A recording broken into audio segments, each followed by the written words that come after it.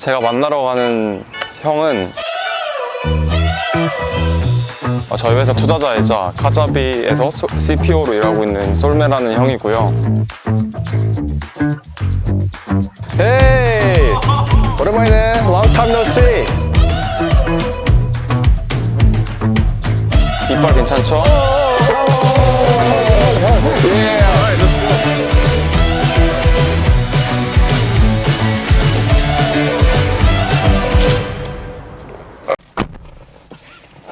감사합니다. 에이, 우리 포르쉐 타고 갈걸.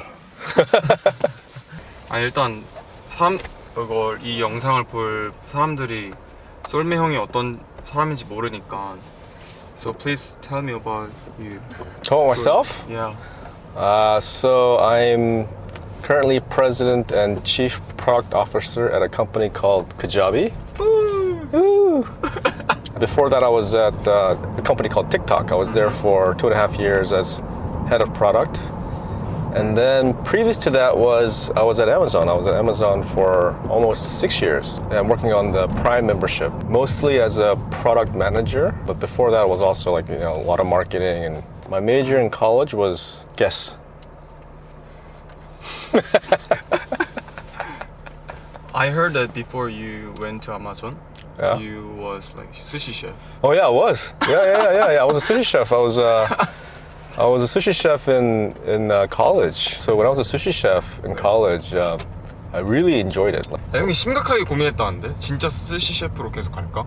Yeah, I thought about it. It was a lot of fun. You talk to customers. It's kind of like building a product. You talk to customers, find out 그쵸. what they like, and then you experiment and try new types of food. The one day I realized I don't want to be a sushi chef. I looked at another sushi chef. He was 70 years old. He was sharpening his knife and getting ready for the restaurant to open. I looked at him and I thought, oh, there's no way I'm going to be doing this when I'm 70. I don't see myself doing this until I'm 70 years old. So that was that moment I realized, this is not something that I will do, for a long time. 그래서 스시 셰프 하다가 바로 아마존 간 거예요? I moved to New York. My first job was actually sales. Oh. I was actually selling websites to restaurants.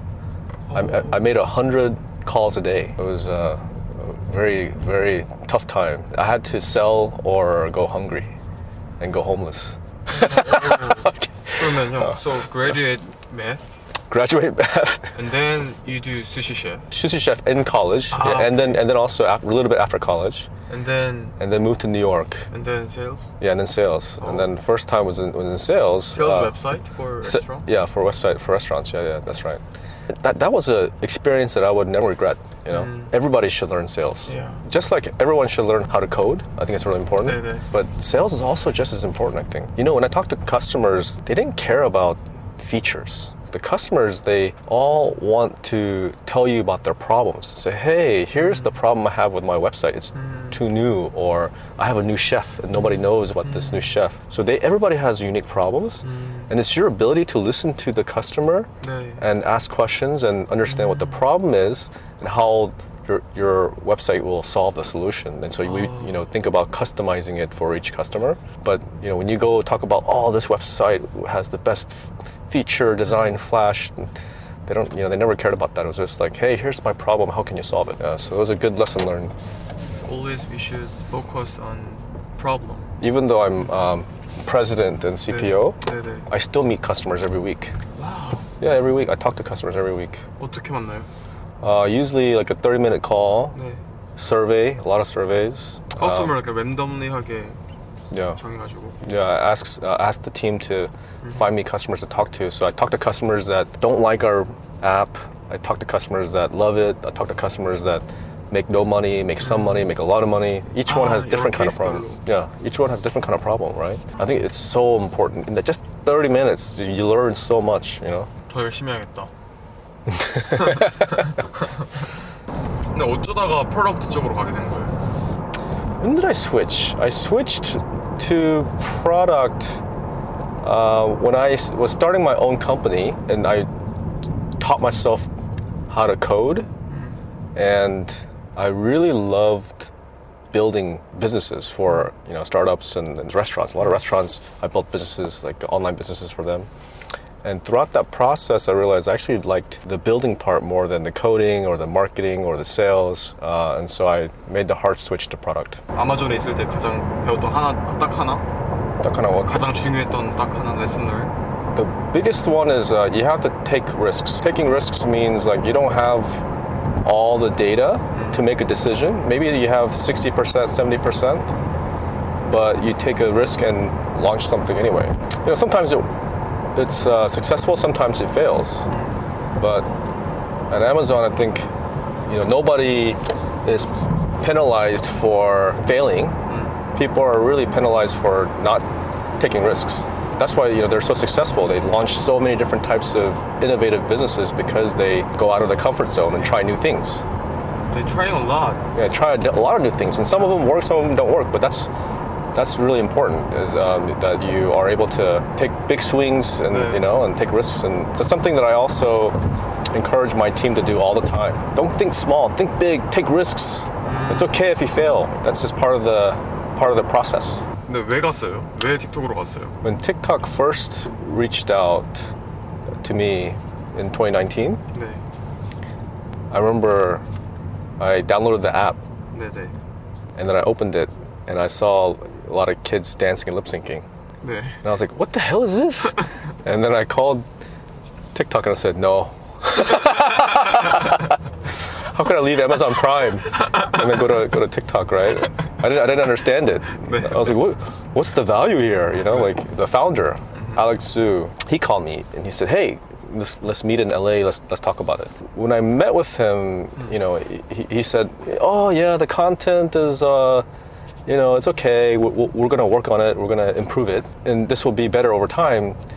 What we figured out was discovery, how to help people discover content they like. So you can imagine if you had content around what to eat, where to travel, what movie to watch, what books to read, and the app can help you find that content very easily, then it's like a really valuable app. So that's not something that a lot of people have really figured out. Two is, he said, short form video is going to really be a new way people consume content. It's going to change the way people consume content.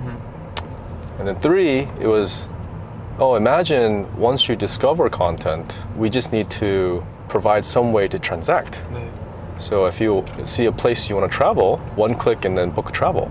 네네. Or if you see some restaurant video, one click and have the food delivered in 20 minutes, right? So this is where it got really interesting. I saw the big opportunity. And 맞네요. 약간 디스커버리에서 바로 페이드로 컨버전 될 수 있게.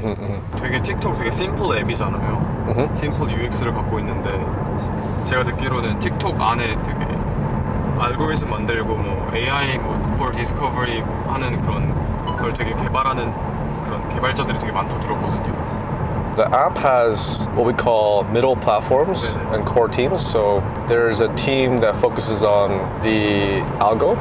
There's a team that focuses on creation, a separate team. And then a team for monetization and also a team for growth. And then of course trust and safety. Trust and safety is really important. All those teams actually work very well together to ensure that the app is successful. A lot of these teams, because they're middle platform, ByteDance have a lot of these middle platforms, and they will work together to create new apps. This TikTok happens to be one of the most successful apps. Now there's a new team that it's called e-commerce. The e-commerce team is now coming to enable that within the app. All these different teams, big teams that work together, and if you look under the hood, it's a very complex organization. All those different teams have their own engineering teams. So those engineering teams also work together to launch. So we had the release schedule used to be weekly. Every time the app release happens, it's tons of updates, right, from these different teams. They're constantly testing new things, constantly improving the app. There's never a time when the app is not updated. There's always some update, always an improvement happening. 심플 UX 밑에는 되게 엄청 많은 팀들이 Yeah. 계속 업데이트하고 계속 임프로빙 하려고. That's right. 틱톡에서 그렇게 배우고 나서 카자비로 갔잖아요. 카자비는 어떻게 하다가 가야겠다 생각했어요. 근데 한국은 카자비를 모르니까 카자비가 뭔지도 알려줘도 좋을 것 같아요. Okay.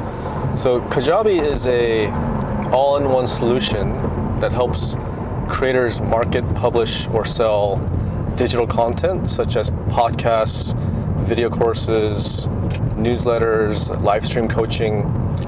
You can think of it as build your own personalized masterclass. 네. We give you the tools to build your own website. You're the brand, your own domain, 네. and you pay Kajabi a monthly flat fee, 네. and then you keep 100% of what you make. So creators have made over $3.5 billion to date. Wow. Yeah, so we have like roughly 58,000 creators on our platform in 140 different countries. If you were to look at the average, they make around $30,000 a year. 네. This is unheard of in the creator economy space. 네. Not many companies can say, oh, on average, creators make this much money, right? 네. Overall, they've been very successful on our platform. We're seeing some great growth, and a lot of creators have been coming to our platform to build a business and make passive income.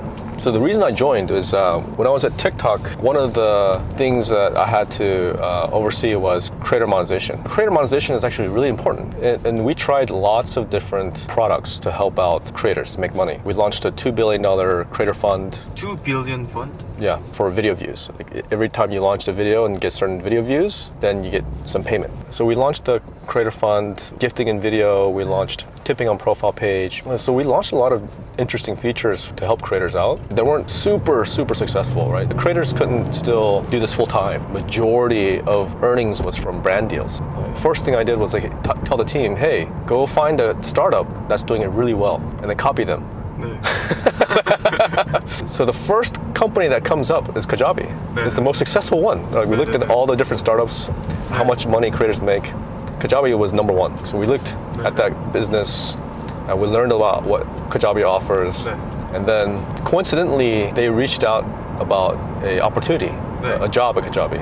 So I actually talked to them just to learn more and figure out what they're working on and who was on the team and 네. meet with their investors and then but throughout that process 네. I learned how valuable this was to creators, this business, and how successful they are and why they were successful, and it's not something you can actually copy. I realized over time, like, hey, this is actually a really big opportunity for creators. And then, and then on top of that, it was like from a career perspective, it was a big jump. So I decided to join. What's interesting about Kajabi is, it's not your typical TikTok creators. They're actually older because they've been working in some some company for 10 years. They're experts in, let's say, marketing, and then they teach this to other people.